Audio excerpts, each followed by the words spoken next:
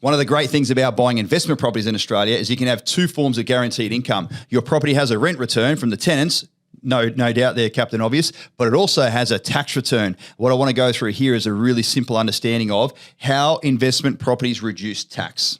And this is many of you. This either is right now or will be you guys in the future. You've got your first property, it's worth $650,000. Say you've got a $450,000 loan on it, for instance. You're getting $500 a week rent, which is $26,000 a year.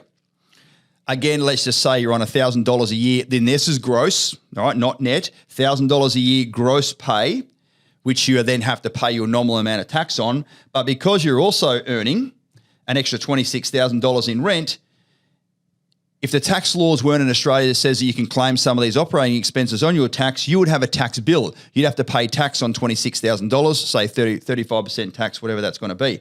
But the great thing about buying investment properties and running a business per se is that all of the operating expenses, including on-paper depreciation, which I'll go through shortly, are fully claimable against your individual tax return. Watch how much of a massive difference this makes. I'm going to basically show you now how you get about $7,500 back on your tax, sometimes even more. So say you've got the interest on the loan, not if you're doing principal and interest, the principal amount is not claimable, but the interest component is. $2,000 a year for your rates, $1,950 for your rental management, and let's say a couple of $1,000s a year for your insurances.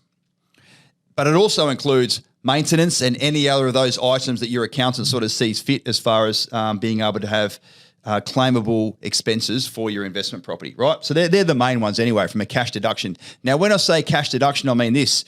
Money has to leave your bank account for you then to be able to claim back 35 cents on the dollar, for instance. All right, so it's not like you get all that money back. It's all on a pro rata as far as how much your taxable income is.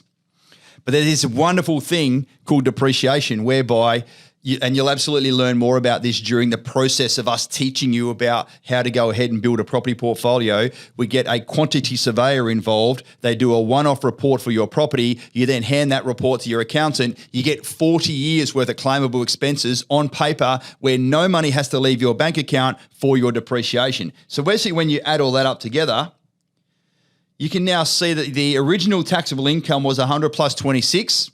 $50,000 worth of cash and non-cash deductions means that you should have only paid tax on 75.